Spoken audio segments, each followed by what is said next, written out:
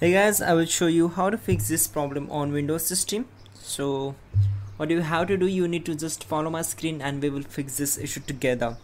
In the first step, right click on the start icon and click on device manager. Once we are here, we need to expand network adapters. Then right click on the particular connection, select properties and go to power management. We need to uncheck this option, allow the computer to turn off this device to save power. Once done, just click on OK. Again, right click on it, select properties, go to drivers tab and click on update driver. Now click on the first option and the best drivers will be installed automatically.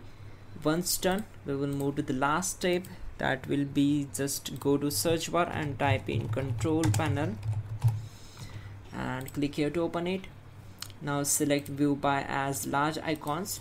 If you selected another category, then change it to large icons, then just scroll down and click on power options.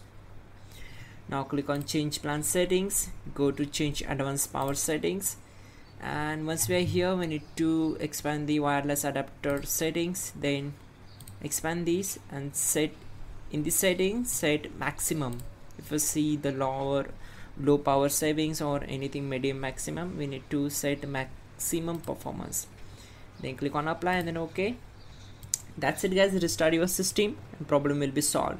You can also check out our description link to fix this issue quickly and effectively. Go and please check out, and yeah, don't forget to like the video. Please do subscribe the channel.